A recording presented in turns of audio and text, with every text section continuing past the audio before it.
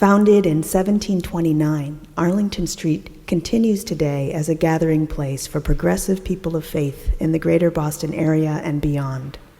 We are located at the corner of Arlington and Boylston Streets, across from the Public Garden in Boston, Massachusetts. Arlington Street Church, gathered in love and service for justice and peace. We are entering the season where everyone in New England is ready to take a break. Hit the sprinkler park, enjoy lemonade in the backyard, head to cabins in the woods or at the beach, savor some of life's great blessings. And this year, as with many years, we are also surrounded by deeply disturbing trends in our national political life. As trans identity is being criminalized, immigrants are being harassed and put into detention centers, reproductive choice is disappearing, and brutal wars and tyrannical governments persist around the world, some in our name. Taking a summer break to read a book lying in a hammock feels as decadent as it does necessary in the face of all of this. Now, E.B. White has famously been quoted as saying some version of, "I wake in the morning torn between a desire to save the world and to savor the world. This makes it hard to plan the day." And often, I am reminded in these times of an occasion where I found myself newly awakened to a connection between those two truths of needing to save and wanting to savor. This was more than a decade ago when I attended a conference at Middle Collegiate Church in Manhattan, an annual conference of radical preachers, theologians, and activists. On the last day, a young United Methodist pastor offered a presentation on a topic I didn't think I was really that interested in, but I was there, so I listened. And he introduced himself by listing all of the things about him that were parts of his identity. He was a young man from a middle-class background, college and seminary graduate, married to a woman, father of 2 young children.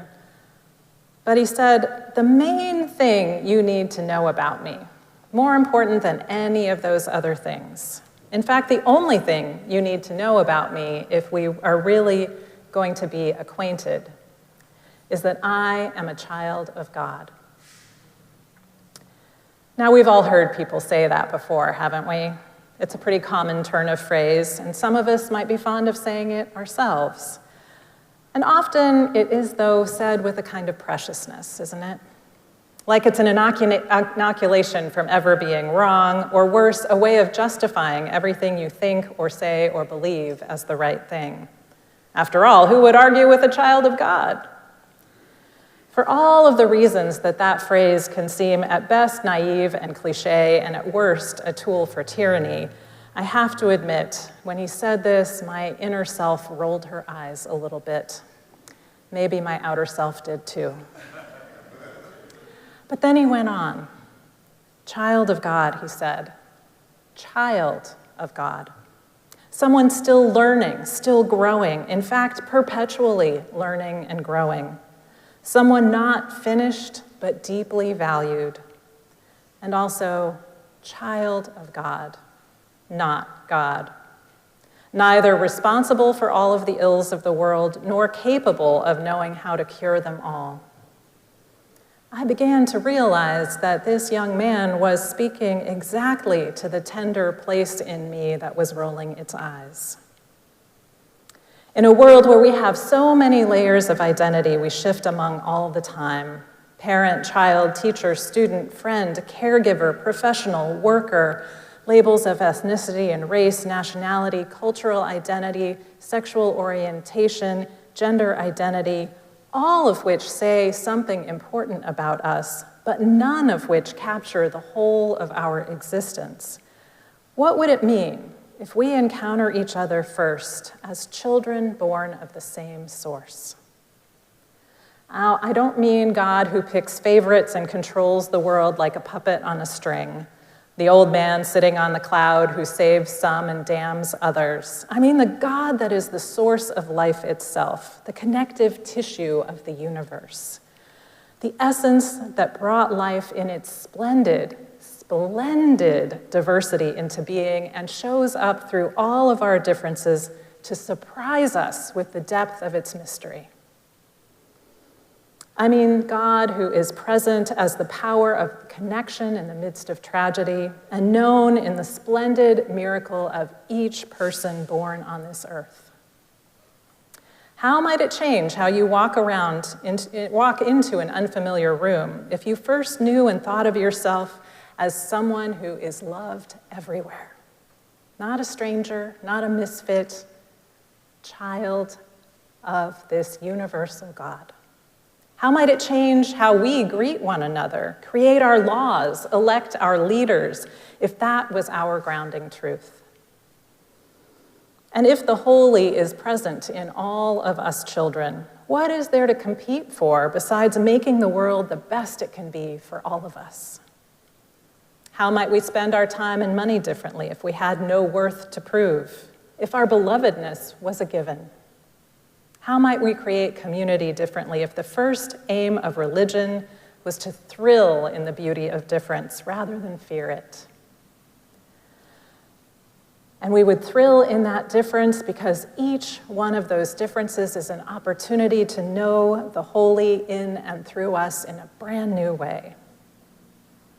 What if, in fact, the way that we save the world is by savoring its splendor so well that we would defend its preciousness at all costs? One of our Unitarian forebears, Norbert Čapek, thought this very process was the heart of what it meant to be religious. Dr. Čapek was a Czechoslovakian Unitarian minister who built a large and strong Unitarian congregation in Prague in 1921, which within 20 years had a membership of 3,200 people, making it the largest Unitarian congregation in the world. Now, you probably know in the 1920s in Eastern Europe, as many times in history, there were strong feelings about religion, and people were looking to draw lines between themselves and their neighbors because of their faith or because of their ethnic backgrounds. Dr. Čapek built a church in which he wanted to be a place for people to respond to what he thought was the core of religion. In his words, the hidden cry for harmony with the infinite in every soul. Every person, he wrote, is an embodiment of God, and in every one of us, God struggles for higher expression. For Dr. Čapek himself, the work of creating a faith in which all were welcome and each was encouraged to follow and unfold the path of God's expression in and through them was a dangerous practice. As the Nazis overtook Czechoslovakia in 1940, he was arrested. And after a trial in which he was found guilty of treason, his teachings were determined to be, and I quote, too dangerous to the Reich for him to live. He died as a result of gas poisoning in 1941. This morning, with that history echoing very loudly in our own times, we rest close with the challenge and the blessing it is to have the light of God work through us. We feel the power of the future pulling us and the lessons of the past sobering us to the urgency of living this faith. We bless one another and remind ourselves how important it is to come together in this community to practice, to rehearse what the kingdom of all creation could and should be like, a dazzling bouquet of every kind of flower. It is not just a lovely sentiment, my friends. It is an act of resistance and an antidote to fascism. 103 years ago, on June 24th, 1923, Dr. Čapek introduced a ritual called the flower ceremony to his congregation. And soon after that, in 1926, his wife Maya introduced the ritual to First Parish in Cambridge, just across the river. And it has since spread to many congregations all over the world. The flower ceremony is meant to celebrate the ways we come together as individual, unique beings with beauty all our own and create a great and wondrous bouquet in community. Each person's unique beauty both stands on its own and offers a complement to the special qualities of those around them. Like flowers, our beauty is unfolding, has different phases at which different parts of who we are can be seen and known, with textures and fragrance and whole transformations from bud to bloom. So in this ceremony, we practice what it means to accept one another's gifts, one another's beauty as glimpses of the holy. Rooting ourselves in this bright garden, we offer one another and our world hope for better days ahead and resist the forces that want to tear us apart. So I invite you to join me now in saying together the blessing printed in your order of service as we bless these flowers that have come from many gardens around the city and perhaps the world. We bless these flowers. May they remind us of our own beauty and the beauty of our community. May they call us to be our best selves and to cherish our common humanity. As we work to build a world that is more fair and free and whole, may these flowers be messengers of peace and hope and love.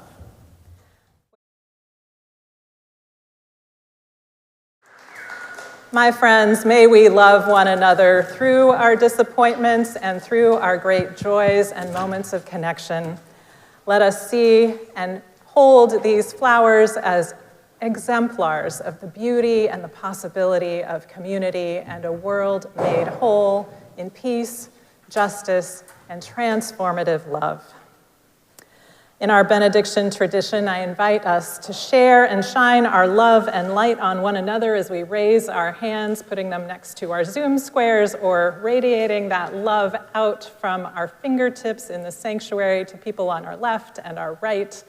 And as we feel that moving through and among us, coming right back at us, we scoop it up into those very same hands and bring them to heart center, carrying the love that is the spirit of this congregation with us into the week ahead and into all of our days.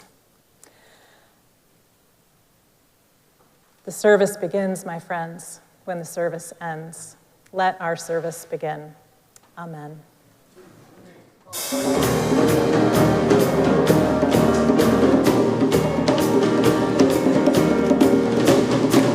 Where you go, I will go, beloved. Where you go, I will go.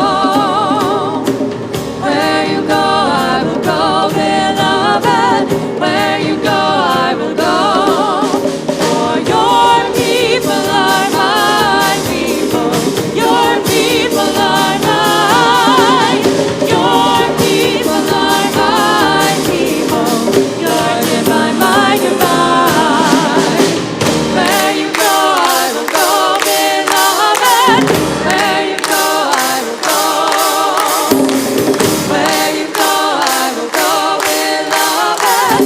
Where you go, I will go. For your people are my people. Your people are mine.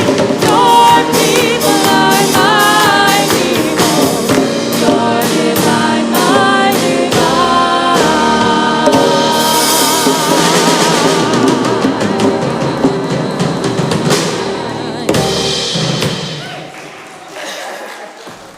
We are located at the corner of Arlington and Boylston Streets, across from the Public Garden in Boston, Massachusetts.